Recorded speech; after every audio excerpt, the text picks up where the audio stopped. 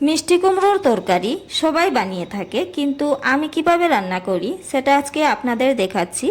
প্রথমে আমার ছাদ বাগান থেকে নিয়াম্পা পাতা তুলে নিচ্ছি। বাংলাতে এটাকে কি বলে কমেন্টে অবশ্যই জানিও বন্ধুরা। মিষ্টি কুমড়োগুলোকে এভাবে ডুমুডুমু করে কেটে নিয়েছি। এবার কড়াইতে তেল গরম করে তাতে 3-4টে শুকনো লঙ্কা, 2টো তেজপাতা, পাঁচফোড়ন আর নেনাম পাতা দিয়ে একটু নাড়াচাড়া করে তাতে কেটে রাখা মিষ্টি কুমড়ো দিয়ে 5 মিনিট ভেজে ফালি করা কাঁচা লঙ্কা, পরিমাণ মতো নুন দিয়ে ডেকে রান্না করব আরও 8 থেকে 10 মিনিট।